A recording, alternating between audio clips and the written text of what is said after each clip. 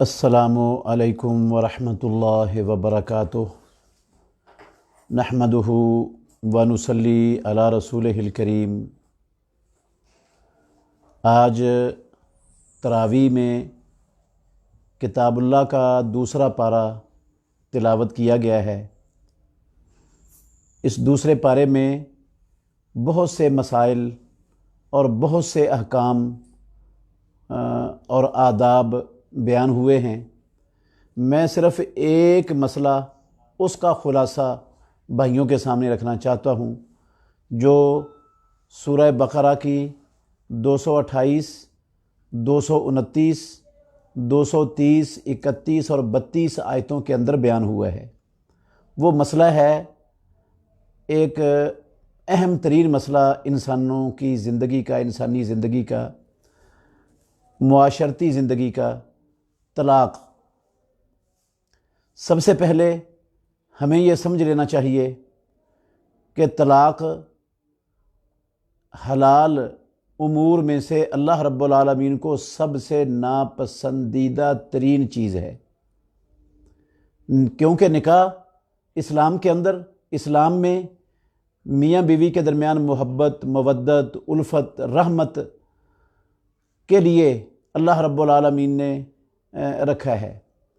اس سے دونوں کی زندگیوں میں راحت، سکون، چین، آرام ان کو میسر آتا ہے۔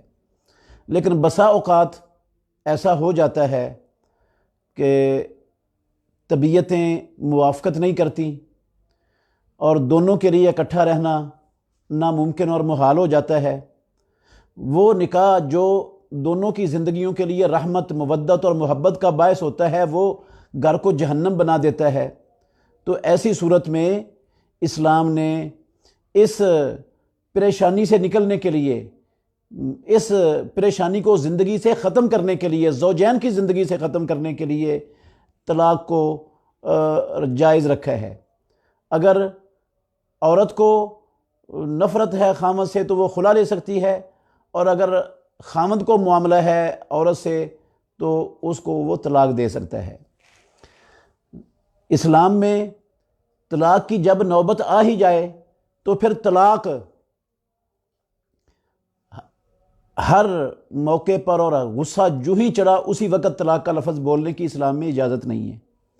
طلاق دینی ہے، اگر نوبت آ گئی ہے طلاق دینے کی تو ایسے طہر میں طلاق دینی ہے جس طہر میں خاوند اور بیوی نے ازدواجی تعلق قائم نہیں کیا ہے، یا حالت حمل میں طلاق کی اجازت ہے، حالت حمل میں طلاق دینی ہے۔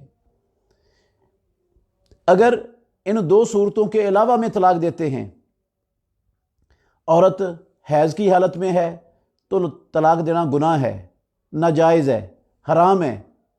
اسلام نے اس حالت میں طلاق دینے کی اجازت نہیں دی۔ عورت حالت طہر میں ہے لیکن اس طہر میں زوجین ازدواجی تعلق قائم کر چکے ہیں، تو اس طہر کے اندر بھی طلاق دینے کی اسلام اجازت نہیں دیتا خامد کو۔ یہ طلاق دینا بھی سنت کے خلاف ہے، اللہ رب العالمین کے حکم کے خلاف ہے۔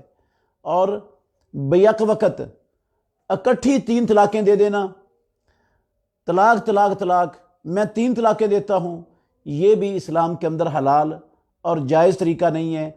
رسول مکرم صلی اللہ علیہ وسلم کو علم ہوا، سنن نسائی شریف کے اندر صحیح حدیث ہے کہ کسی شخص نے اپنی بیوی کو اکٹھی ہی 3 طلاقیں دے دیں، تو آپ صلی اللہ علیہ وسلم نے صحابہ کو خطبہ دیا اور کہا کہ ایلعب بکتاب اللہ وانا بین اظہرکم، میری موجودگی میں تم نے کتاب اللہ کو تماشا بنا لیا ہے۔ سخت ناراضگی کا اظہار کیا محمد الرسول اللہ صلی اللہ علیہ وسلم نے ایسے شخص پر جس نے ایک ہی مجلس کے اندر 3 طلاقیں کہہ دی تھیں۔ تو طلاق جو سنت کے مطابق جب طلاق کی نوبت آ ہی جائے تو سنت کے مطابق طریقہ یہ ہے کہ ایسے طہر میں طلاق دی جائے جس طہر میں زوجین نہیں ملے، یا حیض یا حمل کی حالت میں طلاق دی جائے۔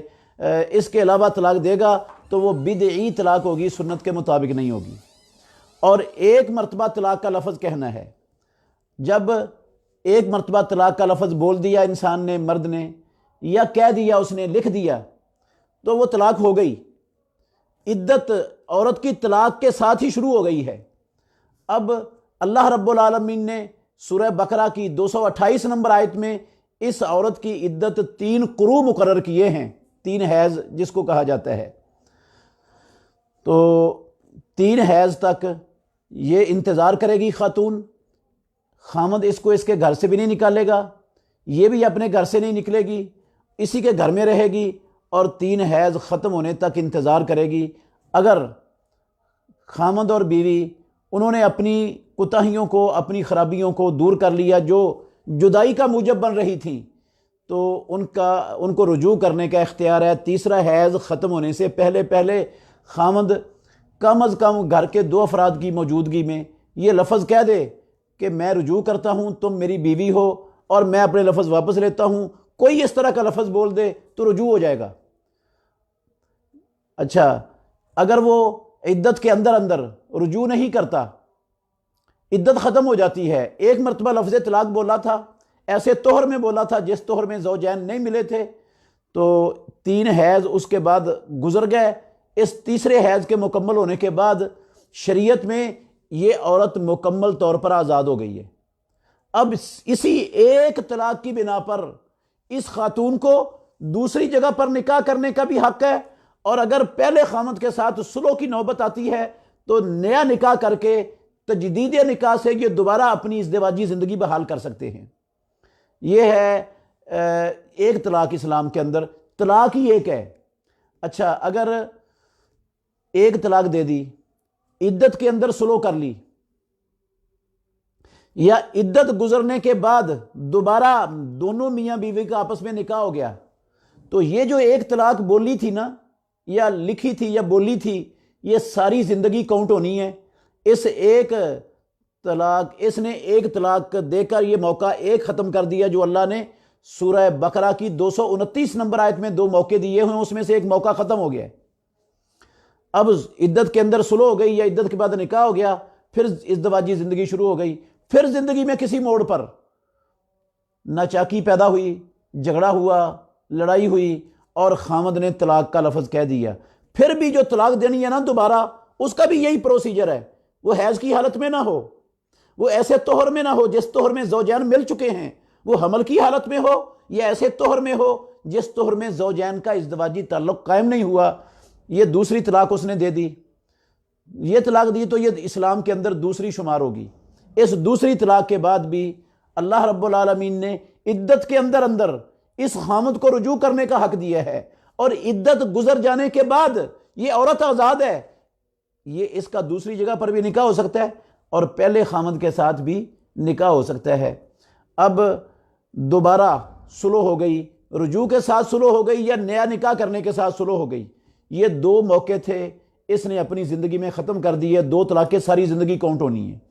اب زوجین پھر ازدواجی زندگی شروع کر چکے ہیں، پھر زندگی میں کسی موڑ پر 20 30 40 50 سالوں بعد طلاق کا لفظ بولتا ہے یا لکھتا ہے، تو یہ ہے تیسری طلاق، جس طلاق کے بعد وہ عورت اس مرد پر حرام ہو جاتی ہے۔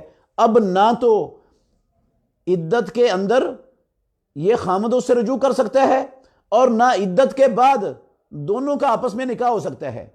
یہ ہے سورہ بقرہ کی آیت نمبر 229 کا مفہوم۔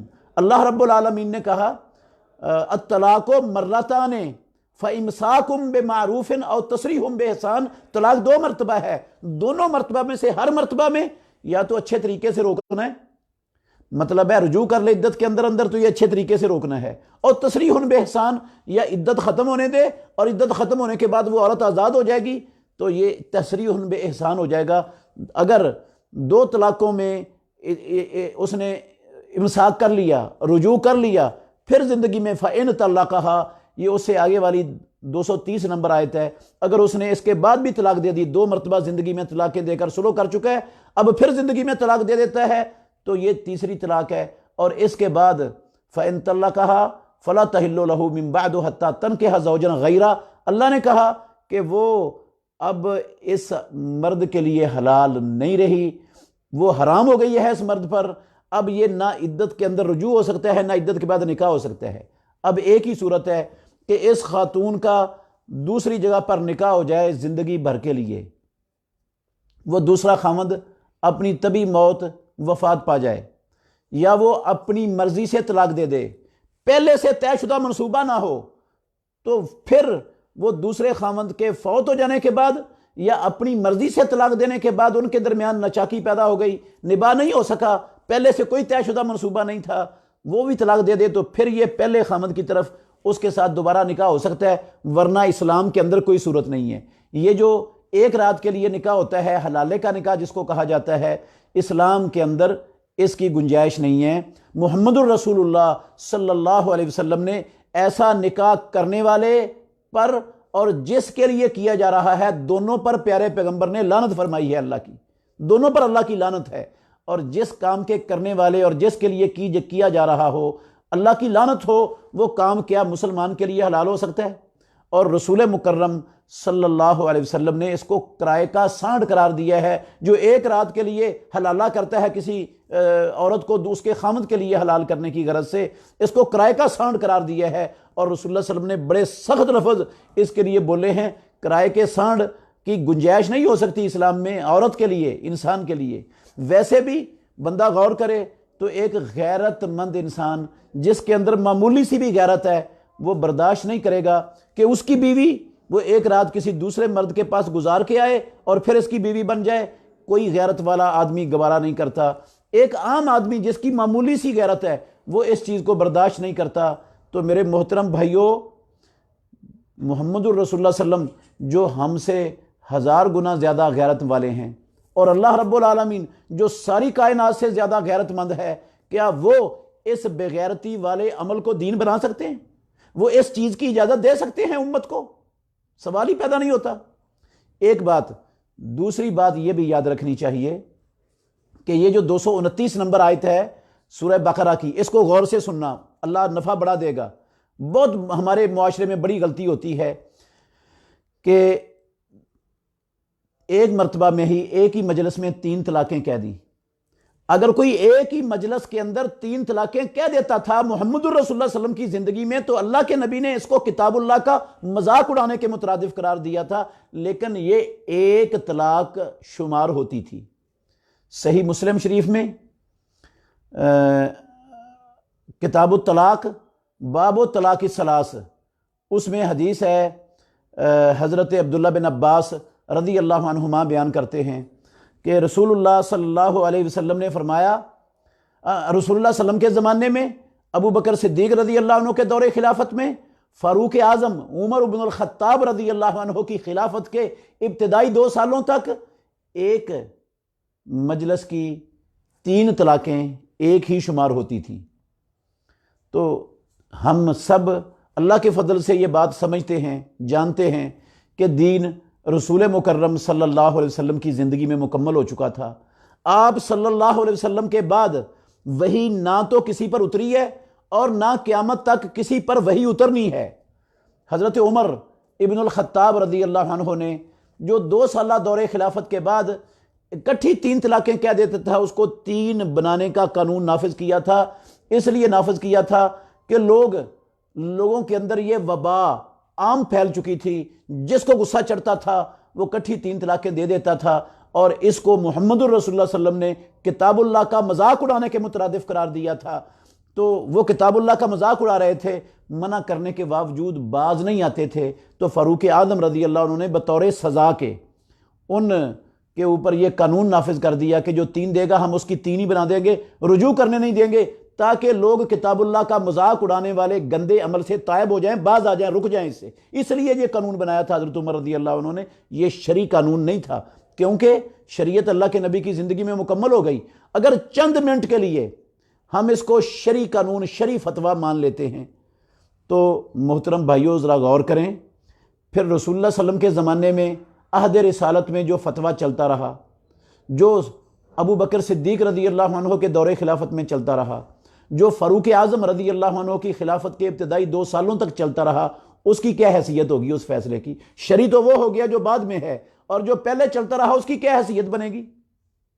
یقیناً جو نبی صلی اللہ علیہ وسلم کے زمانے میں چلتا رہا اور فاروق اعظم رضی اللہ عنہ کی خلافت کے ابتدائی 2 سالوں تک چلتا رہا، وہی شرعی ہے۔ اور حضرت عمر رضی اللہ عنہ کا بعد والا فیصلہ وہ تعزیری فیصلہ ہے، تدبیری فیصلہ ہے، وہ شرعی فیصلہ نہیں ہے۔ یہ ویسا ہی ہے جیسے حضرت عمر رضی اللہ عنہ نے حج تمتع پر پابندی لگا دی تھی، یہ ایک تدبیر تھی ان کی، یہ شریعت نہیں تھی۔ رسول اللہ صلی اللہ علیہ وسلم نے حج تمتع کرنے کا صحابہ کو حکم دیا تھا، اور وہ حج تمتع قیامت تک کے لیے ہے، کیونکہ آپ صلی اللہ علیہ وسلم کے بعد وہی کسی پر اتری بھی نہیں اور اترے گی بھی نہیں۔ تو اس لیے یہ ایک مجلس کی 3 طلاقیں اسلام کے اندر ایک کاؤنٹ ہوتی ہیں۔ اور ایک بات اور زبردست یاد رکھنے والی ہے کہ یہ جو مجلس ہے نا، مجلس کا مطلب کئی اہل علم ان کو سمجھنے میں غلطی لگ گئی، وہ یہ سمجھتے ہیں کہ ایک جگہ پر بندہ بیٹھا ہو تو طلاق دے دے، یہ ایک طلاق ہو گئی، پھر یہاں سے اٹھا اور باہر چلا گیا، باہر جا کر گلی میں دوسری مرتبہ طلاق کہہ دیا، مجلس بدل گئی۔ پہلے وہ اندر بیٹھا تھا کمرے میں، اب گلی میں جا کے بول رہا ہے تو یہ دوسری مجلس ہو گئی، یہ دوسری طلاق ہو گئی۔ پھر اس نے وہاں سے چلا اور چوک میں پہنچ گیا، چوک میں جا کر اس نے تیسری مرتبہ طلاق کہہ دیا، کہتے ہیں یہ 3 مجلسیں ہیں اور 3 طلاقیں ہو گئیں، یہ تینوں ختم ہو گئیں۔ اور بعض اہل علم کا خیال ہے کہ یہ جو مجلس ہے نا، یہ ایک طہر میں ایک طلاق دے گا، پھر اگلا حیض آئے گا، حیض کے بعد دوبارہ طہر شروع ہوگا تو اس طہر میں پھر طلاق دے گا، یہ دوسری طلاق ہوگی، اور پھر اس کے بعد حیض آئے گا، پھر جب طہر آئے گا تو تیسری طلاق، یہ 3 طلاقیں ہو جائیں گی۔ یہ بھی بات درست نہیں ہے، یہ بھی ایک ہی مجلس کی 3 طلاقیں ہیں۔ مجلس کہتے ہیں پہلی طلاق سے جب تک رجوع نہیں ہوتا مسلمان کو دوسری طلاق دینے کا اختیار حاصل ہی نہیں ہوتا۔ کیوں؟ پہلی طلاق سے عورت مطلقہ ہو چکی ہے، اس کی عدت شروع ہو چکی ہے، وہ اپنی عدت پوری کر رہی ہے، اب دوبارہ طلاق دینے کا تو توقع نہیں بنتا جب تک رجوع کر کے اس کو مکمل بیوی نہیں بنا لیتا۔ جب تک مکمل بیوی نہیں بنتی، رجوع نہیں کرتا، تو مطلقہ عورت کو طلاق دینا یہ تو درست نہیں ہے۔ وہ تو پہلے سے طلاق یافتہ ہے، پہلے سے طلاق یافتہ عورت کو طلاق دینے کی ضرورت ہی نہیں ہے، اسی ایک طلاق سے اس نے عدت مکمل ہونے کے بعد مکمل طور پر آزاد ہو جانا ہے۔ تو جس طلاق سے اس نے آزاد ہو جانا ہے، عدت اس کی گزر رہی ہے، چل رہی ہے، اس میں دوبارہ طلاق دینے کا توقع کوئی نہیں ہے۔ تو ویسے بھی مطلقہ کو طلاق جو ہے نا دینا یہ درست نہیں ہے۔ تو مجلس بدلتی ہے پہلی طلاق کے بعد رجوع کرنے سے۔ جب پہلی طلاق کے بعد طلاق دینے والے نے رجوع کر لیا یا عدت کے بعد دوبارہ نکاح کر لیا، ایک مجلس ختم ہو گئی، اب دوسری طلاق دی ہے تو پھر دوسری مجلس ہوگی۔ اور یہی بات سورہ بقرہ کی 229 نمبر آیت کے اندر اللہ نے بیان فرمائی ہے، ذرا غور کرنا۔ الطلاق مرتان، طلاق 2 مرتبہ ہے، فَإِمْسَاكٌ بِمَعْرُوفٍ او تسریح بِإِحْسَان، ان دونوں مرتبہ میں ہر مرتبہ یا تو امساک کرنا ہے یا چھوڑنا ہے۔ اگر امساک کر لیا تو پھر اس کو دوسری طلاق دینے کا حق ہے، اگر پہلی طلاق سے امساک نہیں کیا، رجوع نہیں کیا، نکاح نہیں کیا، تو اس کو دوسری طلاق دینے کا حق ہی نہیں ہے۔ جس طرح عدت کے اندر رجوع نہیں کرتا تو دوسری طلاق نہیں دے سکتا، عدت پوری ہو جائے تو نکاح کرنے کے بغیر دوسری طلاق دے گا تو وہ لغو ہوگی، کیونکہ جب تک اس کو مکمل بیوی نہیں بناتا دوبارہ طلاق دینے کا اس کو حق حاصل نہیں ہوتا۔ تو ایک مجلس کی 1 سے زیادہ 3 طلاقیں اسلام کے اندر ایک ہی شمار ہوتی ہیں، اور یہ ایک مجلس ہوتی ہے پہلی طلاق سے رجوع کے بعد مجلس بدلتی ہے، رجوع کے بغیر مجلس کا بدلنا نہیں ہے اسلام میں، شریعت میں۔ قرآن مجید کی 229 نمبر آیت سورہ بقرہ کی اس لفظوں سے یہ صاف غور کرنے والے کو یہ بات سمجھ آ سکتی ہے۔ تو طلاق کے حوالے سے یہ تھوڑا سا خلاصہ میں نے سامنے آپ کے رکھا ہے، آگے بھی اس کی تفصیل آ رہی ہے دوسری صورتوں میں، تو وہاں پر انشاءاللہ اس کے بقیہ مسائل بیان کیے جائیں گے۔ اللہ سمجھنے کی اور عمل کرنے کی توفیق عطا فرمائے۔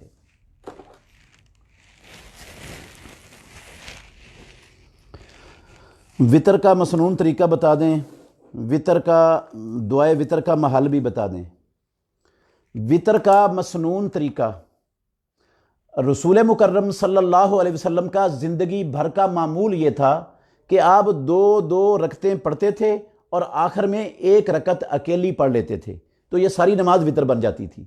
صحیح بخاری شریف کے اندر یہ حدیث ہے، اور پیارے پیغمبر حکم بھی یہی دیتے تھے کہ صلاۃ اللیل مثنی مثنی فَإِذَا خَشِيَ أَحَدُكُمُ الصُّبْحَ فَلْيُوتِرْ بِوَاحِدَةٍ، رات کی نماز ایک ایک رکعت ہے، رات کی نماز دو دو رکھتے ہیں، اور جب تم میں سے کسی کو خدشہ ہو صبح کے طلوع ہونے کا تو ایک وتر پڑھ لے۔ یہ ایک وتر پڑھنے کا رسول مکرم صلی اللہ علیہ وسلم نے حکم دیا ہے۔ تو اللہ کے نبی کا زندگی بھر کا معمول یہ تھا۔ بسا اوقات رسول اللہ صلی اللہ علیہ وسلم نے 5 وتر، 7 وتر اور 9 وتر یہ اکٹھے ایک سلام سے پڑھے ہیں۔ جب 5 پڑھے ہیں تو 5ویں رکعت کے بعد ایک ہی تشہد بیٹھے ہیں۔ جب 7 پڑھے ہیں تو 7ویں رکعت کے بعد ایک ہی تشہد بیٹھے ہیں۔ جب 9 وتر اکٹھے پڑھے ہیں رسول اللہ صلی اللہ علیہ وسلم نے تو 8 رکعتوں کے بعد ایک تشہد بیٹھے ہیں، اور سلام پھیرنے کے بغیر اتحیات اور درود پڑھ کے آپ اٹھ گئے ہیں، اور پھر 9ویں رکعت پڑھ کر تشہد بیٹھے ہیں اور پھر سلام پھیرا ہے۔ یہ ہے رسول اللہ صلی اللہ علیہ وسلم نے 5، 7 اور 9 اکٹھے پڑھے ہیں۔ ویسے معمول ایک پڑھنے کا تھا 2 رکعتوں کے بعد، اور اگر 3 وتر پڑھنے ہیں تو 3 وتروں کا طریقہ جو اللہ کے نبی سے صحیح سندوں سے ثابت ہے وہ یہی ہے کہ 2 رکعتیں آپ الگ پڑھیں، 2 رکعتیں پڑھ کر سلام پھیر دیں، اور ایک وتر الگ سے پڑھیں، ایک رکعت الگ سے پڑھیں، یہ 3 وتر ہو جائیں گے۔ ایک ہی سلام کے ساتھ 3 وتر پڑھنا، اس کے 2 طریقے ہمارے معاشرے میں رائج ہیں۔ ایک طریقہ ہے کہ لوگ 2 رکعتیں پڑھ کے تشہد بیٹھتے ہیں اور پھر سلام پھیرنے کے بغیر تیسری رکعت کے لیے کھڑے ہو جاتے ہیں، تو اس طرح وتر پڑھتے ہیں۔ یہ طریقہ تو پیارے پیغمبر کی حدیث کے صریحاً خلاف ہے، کیونکہ رسول مکرم صلی اللہ علیہ وسلم نے وتروں کو مغرب کی نماز کے مشابہ بنانے سے منع فرمایا ہے، اور یہ صریحاً مغرب کی نماز کے مشابہ ہو جاتا ہے۔ اور دوسرا طریقہ ہے کہ دوسری رکعت کے بعد تشہد نہ بیٹھا جائے، ڈائریکٹ تیسری کے لیے کھڑا ہوا جائے، جس طرح 5، 7 اور 9 میں ہوتا ہے۔ مگر اس حوالے سے جو روایات ہیں وہ ساری کی ساری سندن کمزور ہیں، ضعیف ہیں۔ وہ روایات ان کی اسانید پایہ ثبوت کو نہیں پہنچتی، اس لیے بخاری کی احادیث کو ترجیح دیتے ہوئے جو ہے نا وہ طریقہ یہ اختیار کرنا چاہیے کہ 2 رکعتیں پڑھ کر سلام پھیر دیں اور آخر میں ایک رکعت الگ سے پڑھیں۔ یہ 3 وتر ہو گئے آپ کے۔ 8 رکعتیں پڑھیں جس طرح جابر رضی اللہ عنہ کی حدیث میں ہے، اور پھر 2 رکعتیں پڑھیں، یہ 10 ہو گئیں۔ یہ وتروں کی 2 رکعتیں ہو گئیں، اور ایک رکعت الگ پڑھ لی، یہ ہو گیا۔ باقی قنوت وتر یہ رکوع سے پہلے ہونی چاہیے یا رکوع کے بعد ہونی چاہیے، اس حوالے سے بھی اہل علم کا اختلاف ہے۔ جو اللہ کے نبی کا معمول تھا، راجح بات جو ہے وہ یہی ہے، حضرت انس بن مالک رضی اللہ عنہ نے جس کو بیان کیا ہے، صحیح بخاری میں موجود ہے، کہ آپ رکوع سے پہلے قنوت وتر پڑھتے تھے۔ 2 قنوتیں ہیں اسلام میں، ایک قنوت وتر ہے، دوسری قنوت نازلہ ہے۔ قنوت وتر رکوع سے پہلے ہوتی ہے اور قنوت وتر رکوع کے بعد ہوتی ہے۔ اور قنوت وتر جب اکیلی قنوت وتر پڑھنی ہے رکوع سے پہلے تو ایسے کر کے ہاتھ بھی نہیں اٹھانا اور ایسے کر کے ہاتھ اٹھا کے بھی نہیں باندھنا، بس ہاتھ بندے بندے ہی اللہم اہدنی فیمن ہدیت شروع کر دینا ہے قل هو اللہ احد سے فارغ ہونے کے بعد، تو پھر رفع دین کر کے رکوع چلے جانا ہے۔ یہ ہے قنوت وتر۔ ہاں اگر قنوت نازلہ بھی پڑھنا چاہتا ہے کوئی امام وتروں کے اندر تو پھر رکوع کے بعد ہاتھ اٹھا کر پڑھی جا سکتی ہے قنوت نازلہ کے ساتھ۔ تو یہ ہے قنوت کا، وتروں کا طریقہ جو میں نے آپ کو بتا دیا، اور دعا کا محل بھی بتا دیا۔ کن امور سے روزہ ٹوٹ جاتا ہے؟ بھئی جان بوجھ کر کھانے پینے سے روزہ ٹوٹ جاتا ہے، اسی طرح جان بوجھ کر بندہ ازدواجی تعلق قائم کر لے بیوی سے، اس سے بھی روزہ اس کا ختم ہو جاتا ہے، روزہ ٹوٹ جاتا ہے۔ طاقت کا ٹیکہ، انجیکشن جو انسانی جسم کو تقویت دیتا ہے وہ لگانے سے روزہ ٹوٹ جاتا ہے، گلوکوز کی بوتل لگانے سے روزہ ٹوٹ جاتا ہے۔ یہ چیزیں ہیں جو روزے کو توڑ دیتی ہیں۔ باقی سرما پہننے سے، خوشبو لگانے سے، سر کو تیل لگانے سے، ٹھنڈے پانی کے ساتھ نہانے سے، ان چیزوں سے روزے کو کوئی فرق نہیں پڑتا۔ مسواک کرنے سے، ٹوتھ برش اور ٹوتھ پیسٹ کرنے سے کوئی فرق نہیں پڑتا روزے کو، روزہ نہیں ٹوٹتا ان چیزوں سے۔ فوت شدگان کی تصاویر یادگار کے طور پر رکھنا کیسا ہے؟ بھئی تصاویر چاہے فوت شدگان کی ہوں، چاہے کسی محفل اور مجلس کی تصویریں ہوں، بلا وجہ جو تصویر ہے اس کے رکھنے سے گھر میں اللہ رب العالمین کی رحمت کے فرشتے داخل نہیں ہوتے۔ رسول مکرم صلی اللہ علیہ وسلم نے فرمایا جس گھر کے اندر تصویر ہو اس گھر میں رحمت کا فرشتہ نہیں آتا، تصویر ہو یا کتا ہو۔ پیارے پیغمبر کے گھر میں ایک مرتبہ کتورا لے آئے بچے، تو جبریل امین نے وعدہ کیا تھا، پیارے پیغمبر کے گھر میں بھی تشریف نہیں لائے۔ رسول اللہ صلی اللہ علیہ وسلم نے پوچھا، مسجد میں ملاقات ہوئی کہ تشریف نہیں لائے آپ وعدے پر؟ کہا جس گھر میں کتا ہو یا تصویر ہو ہم اس گھر میں داخل نہیں ہو سکتے۔ میرے محترم بھائیو، اگر محمد الرسول اللہ صلی اللہ علیہ وسلم کا گھر ہو، وہاں فرشتہ داخل نہیں ہوتا رحمت کا، تو میرے اور آپ کے گھر میں کیسے داخل ہو جائے گا؟ تو یہ تصاویر بزرگوں کی، فوت شدگان کی، یا کسی بھی شادی کی محفل کی، یا کسی بھی مجلس کی، ان کو یادگار کے طور پر رکھنا یہ اسلام کے اندر حلال اور جائز نہیں ہے۔ رحمت کے فرشتوں کی راہ میں بہت بڑی رکاوٹ ہے۔ صرف مجبوری کی حد تک جو تصاویر ہیں جن کے بغیر چارہ نہیں ہے، انشاءاللہ اس پر اللہ رب العالمین کی پکڑ نہیں ہوگی، اور وہ رحمت کے فرشتوں کے لیے رکاوٹ انشاءاللہ نہیں بنے گی، کیونکہ اللہ نے کہا ہے فاتقوا اللہ ما استطعتم لا یکلف اللہ نفسا الا وسعها، اور پیارے پیغمبر کہا کرتے تھے، مسلم شریف کی حدیث کے لفظ ہیں اذا امرتکم بامر فاتوا منہ ما استطعتم، تو اپنی استطاعت کے مطابق ان چیزوں سے بچنا ہے، اور جہاں بندہ لاچار اور بے بس ہو جائے وہاں پر اللہ رب العالمین انشاءاللہ پکڑ نہیں کریں گے۔ نماز میں نگاہ کہاں ہونی چاہیے؟ کیا آنکھ بند کر کے نماز پڑھ سکتے ہیں؟ جی، نماز میں نگاہ دو جگہوں پر آتی ہے احادیث کے اندر۔ ایک ہے کہ آپ سجدے والی جگہ پر نگاہ رکھیں، قیام کی حالت میں بھی، رکوع کی حالت میں بھی سجدے والی جگہ پر رکھیں اپنی نظر کو، اور جب تشہد بیٹھے ہوں تو پھر یہ مسبحہ انگلی جو سیدھے ہاتھ کی کھڑی ہے اور تھوڑی تھوڑی حرکت کر رہی ہے، اس پر رسول مکرم صلی اللہ علیہ وسلم اپنی نظر کو پھینک دیتے تھے۔ آنکھیں بند کر کے نماز پڑھنا یہ نہ تو رسول مکرم صلی اللہ علیہ وسلم کا طریقہ ہے اور نہ ہی صحابہ کا طریقہ ہے۔ رسول اللہ صلی اللہ علیہ وسلم بھی آنکھیں کھول کر نماز پڑھتے تھے اور صحابہ بھی آنکھیں کھول کر نماز پڑھتے تھے۔ ایک روایت میں آپ کو سناتا ہوں، رسول مکرم صلی اللہ علیہ وسلم نماز پڑھا رہے تھے، صحابہ پیچھے نماز پڑھ رہے تھے، تو آپ صلی اللہ علیہ وسلم نے اپنے جوتے اتارے اور بائیں طرف رکھ دیے۔ صحابہ نے دیکھا تو صحابہ نے بھی جوتے اتار کے بائیں طرف رکھ دیے۔ اب اگر صحابہ کی آنکھیں بند ہوتی تو کیا رسول اللہ صلی اللہ علیہ وسلم کو کا عمل دیکھ کر وہ ایسا کرتے؟ اچھا، پھر دوسری حدیث میں آتا ہے کہ رسول اللہ صلی اللہ علیہ وسلم نماز پڑھا رہے تھے، آپ آگے بڑھے اور ایسے ہاتھوں کو کیا جیسے کوئی چیز پکڑنے لگے ہیں، پھر کچھ دیر بعد آپ پیچھے ہٹے اور ایسے کیا جیسے کسی چیز سے اپنے آپ کو بچا رہے ہیں، دور کر رہے ہیں اپنے آپ سے، ایسے ہاتھوں کو کیا۔ صحابہ نے پوچھا اللہ کے نبی آپ نے ایسا کیا ہے، کیوں کیا ہے؟ کبھی ایسا نہیں کیا تھا۔ آپ نے فرمایا جب میں آگے بڑھا ہوں، کوئی چیز پکڑنے کی کوشش کی ہے، میرے سامنے جنت کو پیش کیا گیا ہے، وہاں میں نے انگور کا ایک خوشہ دیکھا، میں نے اس کو پکڑنا چاہا، اگر میں پکڑ لیتا قیامت تک ساری دنیا اس کو کھاتی، وہ ختم نہ ہوتا۔ اور جب میں پیچھے ہٹا ہوں تو میرے سامنے جہنم کی آگ پیش کی گئی ہے، تو میں نے اپنے آپ کو بچایا اور پیچھے ہٹا ہوں۔ اس کا مطلب ہے اللہ کے نبی کی آنکھیں کھلی تھیں اور صحابہ کی آنکھیں بھی کھلی تھیں۔ تو یہ آنکھیں بند کر کے نماز پڑھنا یہ نہ نبی صلی اللہ علیہ وسلم کا طریقہ ہے نہ صحابہ کا طریقہ ہے، اور ہمیں حکم ہے صلو کما رأیتمونی اصلی۔ نماز تسبیح کا طریقہ بتا دیں۔ سب سے پہلی بات تو یہ ہے کہ نماز تسبیح، اس کے بارے میں اہل علم کا، محدثین کا شدید ترین اختلاف ہے۔ جو میں نے پڑھا ہے میرے علم کے مطابق راجح بات یہی ہے کہ یہ حدیث پایہ ثبوت کو نہیں پہنچتی، ضعیف ہے روایت۔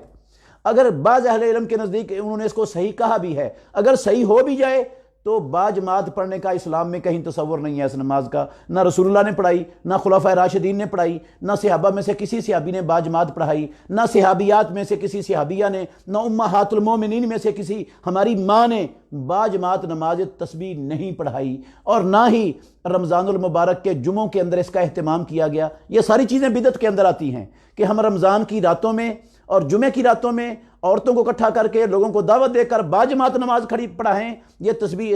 ہاں، جن لوگوں کے نزدیک یہ روایت حسن درجے تک پہنچ جاتی ہے یا صحیح بن جاتی ہے، وہ اکیلے پڑھ سکتے ہیں، اکیلے عمل کر سکتے ہیں اس پر، باجماعت کا تصور نہیں۔ نہ رمضان کی کوئی جمعوں کے اندر کوئی خصوصیت ہے اس کی، اور نہ رمضان کی راتوں کے اندر اس کی کوئی خصوصیت ہے۔ ویسے ہمیں یہ یاد رکھنا چاہیے کہ تسبیح نماز سے افضل نماز وہ تہجد کی نماز ہے، آج کل جو تراویح کے نام سے پڑھی جا رہی ہے۔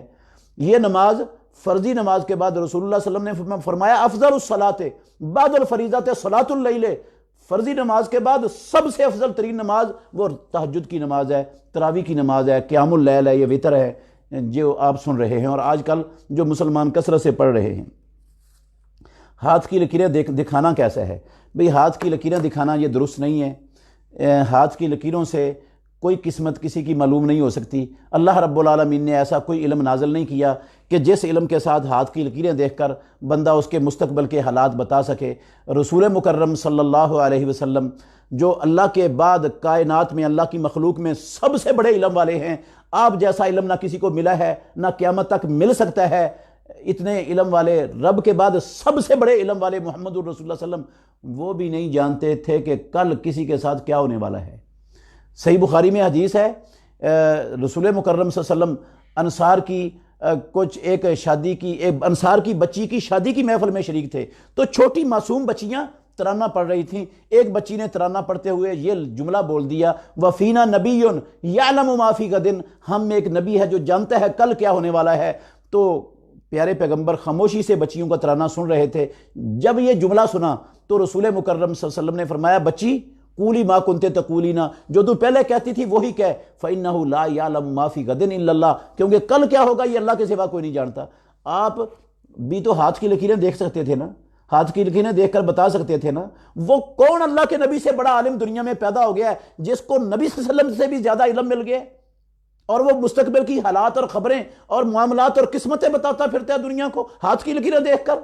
یہ سارا کچھ جھوٹ ہے اور دجل ہے۔ ایسے لوگوں، یہ علم نجوم، یہ لکیروں کا علم اور یہ اس طرح کی جو مستقبل کی خبریں دیتے ہیں، ان کے پاس جانا حلال نہیں، ان کو عراف کہتے ہیں، اور ان کے پاس جانے سے 40 دن کی نماز برباد ہو جاتی ہے، بندے کی قبول ہی نہیں ہوتی۔ کیا ایک دن چھوڑ کر ایک دن روزہ رکھ سکتے ہیں؟ جی ہاں، یہ داود علیہ السلام کے روزے تھے، وہ ایک دن چھوڑ کر ایک دن روزہ رکھتے تھے، اس کی اجازت دی ہے۔ اس سے زیادہ مسلسل روزے رکھنا یہ اسلام کے اندر حلال نہیں ہے۔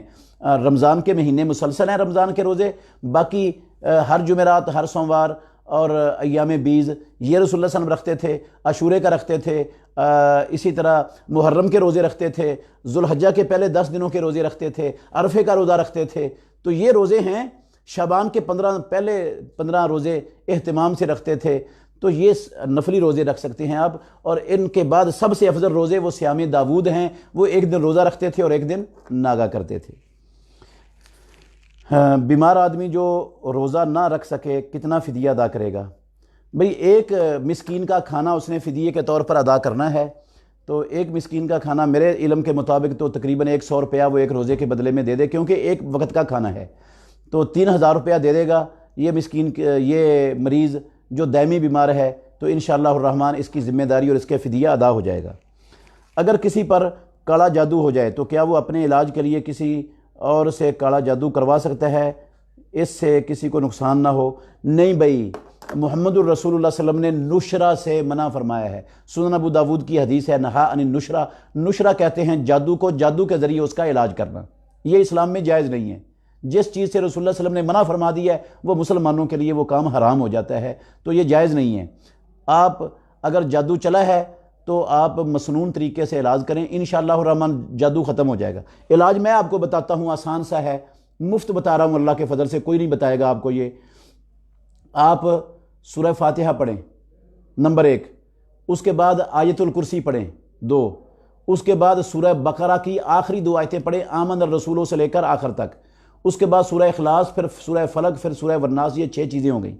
ان 6 چیزوں کو اسی ترتیب سے ایک مرتبہ پڑھیں، اور جو شخص متاثر ہے اس کو پھونک دیں، پھر دوبارہ ایک مرتبہ پڑھیں، پھر پھونک دیں، 3 مرتبہ یا 5 مرتبہ یا 7 مرتبہ مریض کو دم کریں، صبح بھی کریں، شام بھی کریں، انشاءاللہ الرحمن بفضل اللہ تعالی جادو نہیں رہے گا، نہ کالا رہے گا، نہ پیلا رہے گا، نہ نیلا رہے گا، نہ کسی قسم کا جادو نہیں رہے گا، دفع ہو جائے گا جادو۔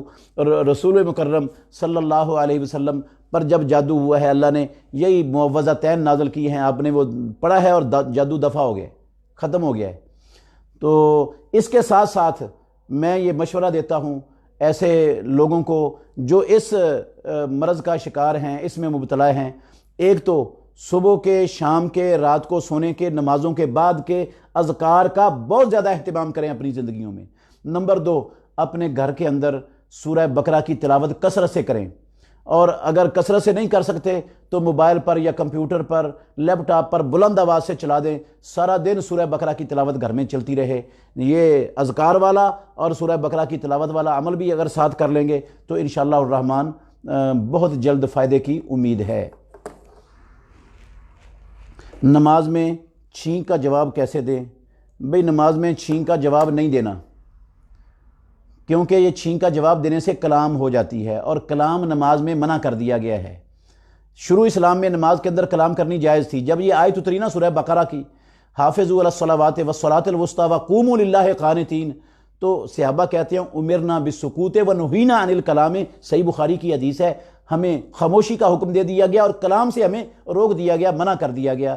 تو یہ جو ہے نا کلام بن جاتا ہے، اس لیے جائز نہیں ہے۔ البتہ جس کو چھینک آئی ہے وہ اپنے منہ میں الحمدللہ کہہ سکتا ہے، باقی کسی نے یرحمک اللہ والا جواب نہیں دینا، نہ اس نے مزید اس کے جواب کا جواب دینا ہے۔ یہ نماز کے علاوہ ہے۔ اسلام کے مطابق کاروبار میں منافع کس حد تک لیا جا سکتا ہے؟ اسلام نے کاروبار میں، حلال کاروبار میں منافع کی کوئی شرح مقرر نہیں فرمائی۔ نہ قرآن مجید میں اللہ نے اس کی شرح مقرر کی ہے، نہ امام الانبیاء محمد الرسول اللہ صلی اللہ علیہ وسلم نے اس منافع کی کوئی شرح مقرر کی ہے، اور نہ ہی خلفائے راشدین میں سے کسی خلیفہ راشد نے منافع کی کوئی شرح مقرر کی ہے مسلمانوں کے لیے۔ تو جس کی شرح اللہ اور اس کے رسول نے مقرر نہیں کی، ہم اپنی طرف سے مقرر نہیں کر سکتے۔ مناسب جو چیز کا بنانے والا ہے، جو مناسب سمجھتا ہے وہ مناسب لے سکتا ہے منافع، اس کی حد کوئی نہیں ہے کہ اس سے زیادہ لے گا تو ظلم ہوگا، یا اس سے زیادہ لے گا تو حرام ہوگا، یا یہ معاملہ ہوگا، ایسا نہیں ہے۔ مناسب منافع لے سکتا ہے، اس میں شریعت نے کوئی حد بندی نہیں کی، اس لیے ہم بھی نہیں کر سکتے۔ فی تولہ پر زکوٰۃ کی شرح بتا دیں۔ بھئی اگر سونا آپ کے پاس 20 دینار کو پہنچ گیا ہے، یا چاندی 200 درہم تک پہنچ گئی ہے، تو پھر آپ پر زکوٰۃ فرض ہے۔ اگر 200 درہم سے کم چاندی ہے یا 20 دینار سے کم سونا ہے تو پھر زکوٰۃ فرض نہیں ہے آپ پر۔ 1 توڑے پر، 2 توڑے پر، 3 توڑے پر، 4 توڑے پر، 5 توڑے بھی سونا ہے، 5.5 توڑے بھی سونا ہے تو زکوٰۃ فرض نہیں ہوتی۔ زکوٰۃ فرض ہوتی ہے کم از کم بندے کے پاس 6 تولے سونا ہو۔ یہ 20 دینار کا صحیح اور تحقیقی وزن ڈاکٹر عبداللہ طیار القسیم، سعودی عرب کے شہر کے بہت بڑے عالم ہیں، انہوں نے، اور ابو بکر جابر الجزائری رحمۃ اللہ علیہ مسجد نبوی کے اندر درس دیا کرتے تھے، ان کی کتاب میں انہوں نے، اور پاکستان کے بھی کئی علماء نے اس کا وزن نکالا ہے 20 دینار کا 70 گرام۔ تو 70 گرام 6 تولے بنتا ہے، کم از کم 6 تولے سونا ہو بندے کے پاس تو پھر زکوٰۃ فرض ہوتی ہے۔ اور زکوٰۃ دینے کا طریقہ یہ ہے کہ آپ اس سونے کا 40واں حصہ دے دیں۔ مثلا 40 تولے سونا آپ کے گھر میں ہے تو 1 تولہ جو ہے نا وہ زکوٰۃ دے دیں، آپ کی زکوٰۃ ادا ہو گئی۔ اور اگر آپ پیسوں کی شکل میں دینا چاہتے ہیں تو اس سونے کی قیمت بنا لیں کسی زرگر سے، فی لاکھ جتنے لاکھ قیمت بن جائے اس کی، فی لاکھ 2500 روپیہ زکوٰۃ دے دیں ہر لاکھ کے پیچھے۔ تو یہ طریقہ ہے زکوٰۃ دینے کا، سونے کی اور چاندی کی۔ چاندی کا نصاب 20 دینار اپنا 200 درہم ہے، اور 200 درہم کا جو صحیح اور تحقیقی وزن ہے وہ بنتا ہے 40 تولے تقریباً 460 گرام۔ اور پیسے بھی بندے کے پاس اگر 460 گرام چاندی کے برابر ہیں، سال گزر چکا ہے تو اس میں سے اس کو زکوٰۃ ادا کرنی چاہیے۔ میرے شوہر نے مجھے طلاق دے دی تھی، ایک بیٹا ہے جو میرے پاس ہے، اس کے باپ نے 2 مزید شادیاں کر رکھی ہیں، لیکن وہ اخراجات ادا نہیں کرتا، کیا یہ اخراجات بچے کے باپ کی ذمہ داری نہیں؟ بالکل یہ باپ کی ذمہ داری ہے۔ اگر وہ یہ اخراجات ادا نہیں کرتا تو یہ ظالم ہے، مجرم ہے، قیامت والے دن یہ پکڑا جائے گا، اور یہ حق تلفی اس کو بہت مہنگی پڑے گی، جان نہیں چھوٹے گی اس کی، اپنی نیکیاں دینی پڑیں گی یا دوسروں کے گناہ اپنے ذمے لے کر جہنم میں جانا پڑے گا۔ معاملہ بڑا سنگین ہے۔ طلاق ہوئی ہے بیوی کو، بیٹے کو طلاق نہیں ہوئی، نہ بیٹے سے رشتہ ختم ہوا ہے، وہ رشتہ ہمیشہ سے اس کے ساتھ قائم ہے، اور جتنی اس کی ضروریات اخراجات ہیں وہ سارے کا سارا اس کے ذمے قرض ہیں، اور جب تک یہ قرض ادا نہیں ہوگا قیامت تک اس کی جان نہیں چھوٹے گی کبھی بھی۔ روزہ کھولنے کی دعا کی وضاحت کر دیں، کب پڑھی جائے گی؟ بھئی روزہ کھولنے کی جو دعا مشہور ہے نا، ذہب الظمأ وابتلت العروق وثبت الاجر انشاءاللہ، یہ دعا صحیح سند سے ثابت ہے۔ عام جو دعا ہمارے معاشرے میں معروف ہے، اللہم انی لک صمت وعلی رزقک افطرت، یہ والی دعا اس کی سند ضعیف ہے، یہ پایا ثبوت کو نہیں پہنچتی، اللہ کے نبی سے ثابت نہیں ہے۔ جو ثابت ہے وہ ہے ذہب الظمأ، اس کا معنی ہے پیاس چلی گئی یا چلی جائے، اور وابتلت العروق، رگیں تر ہو گئیں یا ہو جائیں، اور ثبت الاجر، انشاءاللہ اللہ چاہے تو اجر ثابت ہو جائے یا ثابت ہو گیا۔ یہ افطاری سے پہلے بھی پڑھی جا سکتی ہے اور افطاری کے بعد بھی پڑھی جا سکتی ہے۔ بعض لوگوں کو غلطی لگی ہے کہ یہ ماضی کے صیغے ہیں، تو ماضی کا تو معنی ہوتا ہے گزرا ہوا، یہ ذہبہ کا معنی ہے چلی گئی، تو ابھی اس نے پانی پیا نہیں، کھجور کھائی نہیں، تو چلی گئی کیسے کہہ سکتا ہے؟ وہ یہ چلی گئی نہیں ہے، ضروری نہیں ہے چلی گئی اس کا معنی ہو۔ جب دعا ہو نا، دعا میں ماضی کا صیغے استعمال ہوں تو پھر اس کا معنی ہوتا ہے چلی جائے، پیاس چلی جائے اور رگیں تر ہو جائیں اور اجر ثابت ہو جائے اگر اللہ چاہے تو۔ یہ دعا ہے، یہ پہلے پڑھ سکتے ہیں، اور اگر کھانے کے بعد بھی پڑھ لیں، پانی افطاری کے بعد بھی، تو تب بھی درست ہے۔ دونوں موقعوں پر پڑھی جا سکتی ہے یہ دعا، دونوں موقعوں پر ٹھیک ہے۔ یہ اسی طرح ہے بالکل جس طرح ہم کسی فوت شدہ انسان کا نام لیتے ہیں تو کہتے ہیں رحمہ اللہ، اللہ رحمہ، یہ فعل ماضی کا صیغہ ہے، اس کا لفظی معنی ہے اللہ نے اس پر رحم کر دیا۔ بھئی ہمیں تو نہیں پتا اللہ نے اس پر رحم کر دیا ہے، ہم تو یہ دعا کر رہے ہیں رحمہ اللہ، اللہ اس پر رحم کر دے، یا اللہ تو اس پر رحم کر دے، یہ دعا ہے۔ تو اسی طرح جس طرح رحمہ اللہ یہ ماضی کا صیغہ دعا ہے کہ اس کا معنی ہوتا ہے رحم کر دے، اسی طرح یہاں پر معنی ہے ذہب الظماء، پیاس چلی جائے، وابتلت العروق، رگیں تر ہو جائیں اور اجر ثابت ہو جائے اگر اللہ چاہے تو۔ سحری کب ختم کرنی چاہیے؟ اگر اذان شروع ہو جائے تو کیا کھاتے رہنا چاہیے؟ بھئی سحری کو آخری وقت میں کھانا ہی افضل ہے۔ رسول مکرم صلی اللہ علیہ وسلم نے اس کی ترغیب دی ہے، کہا میری امت جب تک افطاری میں جلدی کرتی رہے گی، سحری میں تاخیر کرتی رہے گی، ہمیشہ خیر اور بھلائی پر ہی رہے گی۔ یہ یہودیوں کی مخالفت بھی اس میں ہوتی ہے، تو یہ آخر وقت میں کھانی چاہیے۔ اور اگر سحری کھاتے کھاتے اذان شروع ہو گئی ہے تو رسول مکرم صلی اللہ علیہ وسلم نے فرمایا، سنن ابو داود کے اندر صحیح حدیث ہے کہ جو چیز بندے کے ہاتھ میں ہے اس کو مت رکھے جب تک اس سے اپنی ضرورت پوری نہ کر لے، تو کھا سکتا ہے۔ البتہ اگر ایک شخص نے اس کی آنکھ ہی کھلی اس وقت جب اذان شروع ہو گئی ہے تو وہ نہیں کھا پی سکتا، کیونکہ یہ اجازت ہے کھا پینے والے کو کہ وہ مکمل کر لے۔ جس نے ابھی شروع ہی نہیں کیا تھا وہ اذان شروع ہونے کے بعد شروع کرے گا تو اس کا روزہ نہیں ہوگا، کیونکہ اذان شروع ہوتی ہے سحری کا وقت ختم ہونے کے بعد۔ جب سحری کا وقت ختم ہو جاتا ہے تو پھر اذان شروع ہوتی ہے، اور اس نے سحری کھانی ہی اذان شروع ہونے کے بعد کی ہے، مطلب ہے کہ اس نے سحری کا وقت ختم ہونے کے بعد شروع کیے ہے، تو یہ روزہ کیسے ہو جائے گا؟